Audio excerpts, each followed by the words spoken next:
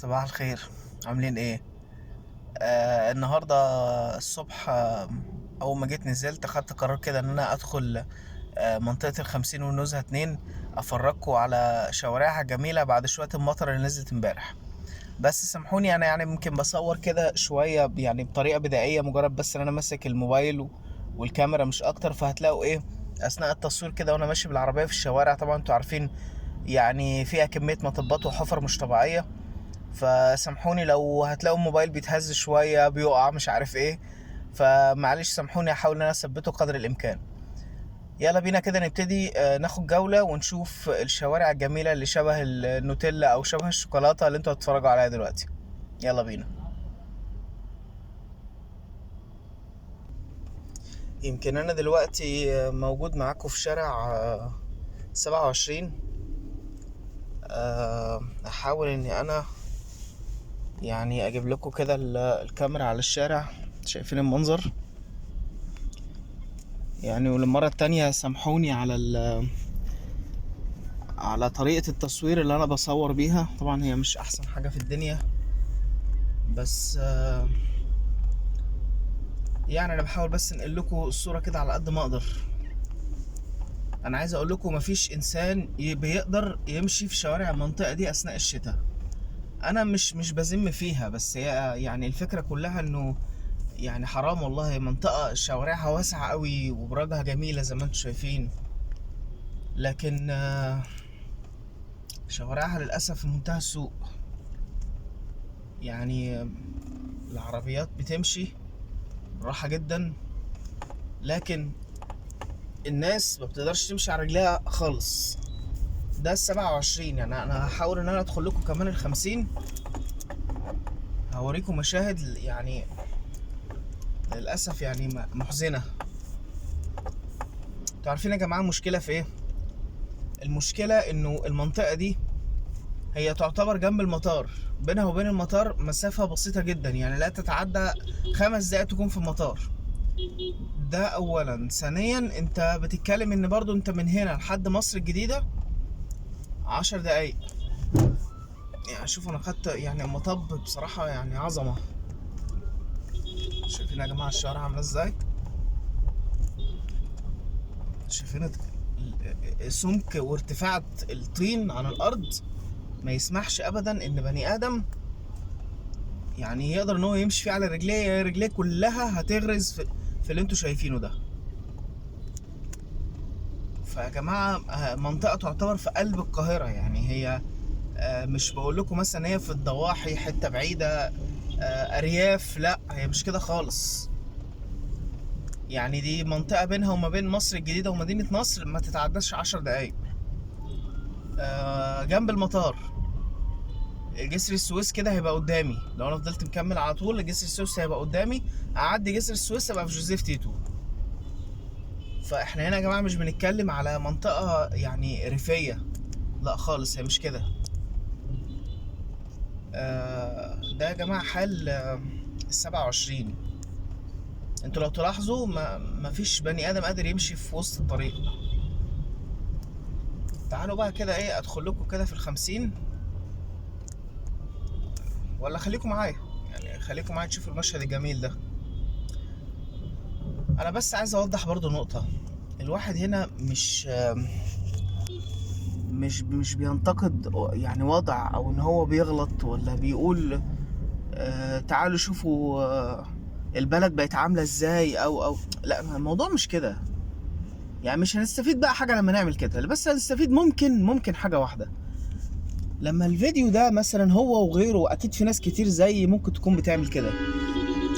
لما تعالوا بس بالله عليكم شوفوا المنظر ده. يعني شايفين؟ يعني انا بحاول والله ان انا اثبت الكاميرا على قد ما اقدر. شايفين المنظر؟ انا الحقيقه كنت عايز اخش في ال50 بس شكلي مش هعرف. يعني في بحيره قدامي، وطبعا الطريق واقف جدا زي ما انتم شايفين، فيعني انا مش عارف الحقيقه. شايفين يا جماعه المنظر؟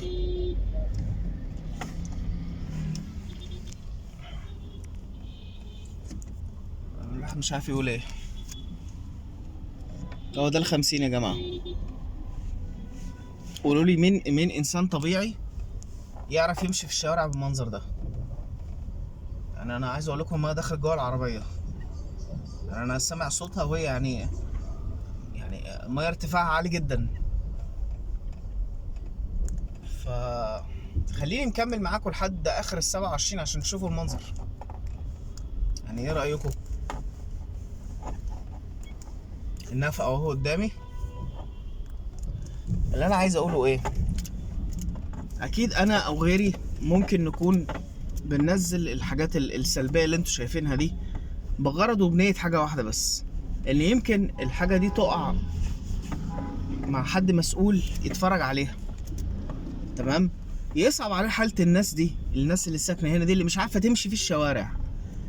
البلد دي بتصرف كتير وقليل على تحسين جوده الطرق وبنى كباري جديده.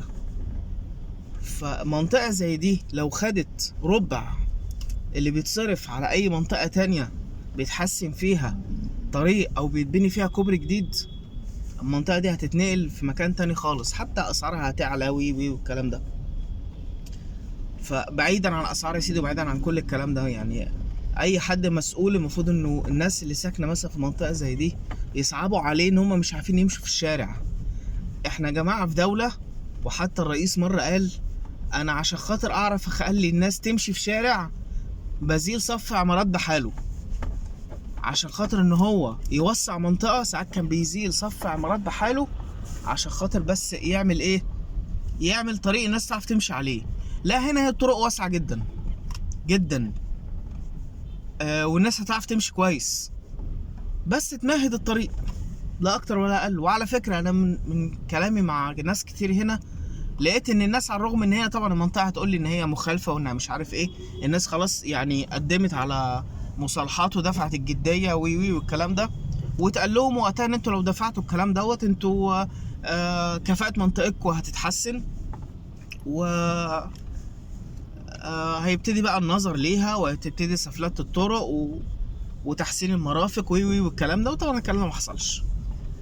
الناس قالت ان هي يعني مستعده ان هي تعمل الموضوع ده من جيبها، يعني لدرجه ان المحلات بيقولوا اصحاب بعض المحلات اللي انا اعرفهم بيقولوا لي احنا مستعدين مثلا نتحمل جزء من التكلفه، كل محل يدفع له 200 300 جنيه وكل شقه تدفع لها 100 جنيه في اي عماره، ونلم مبلغ ده مع جهه معينه هي تتولى جمعه، ونبتدي نعمل ايه، نبتدي نسفل الطرق وعلى حسابنا احنا.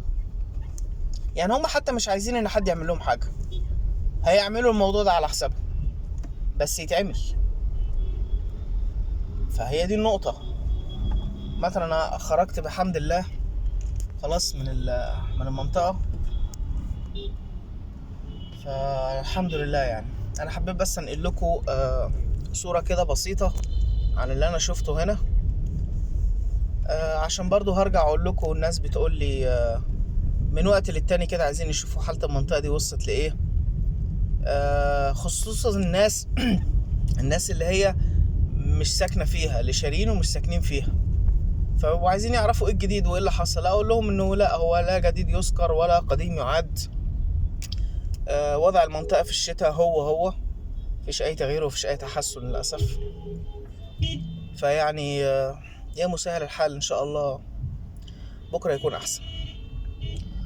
عامة انا قلت بس انقل لكم الصورة في الفيديو ده، وصباحكم زي الفل. اشوفكم على خير المرة الجاية ان شاء الله في موضوع جديد. شكرا.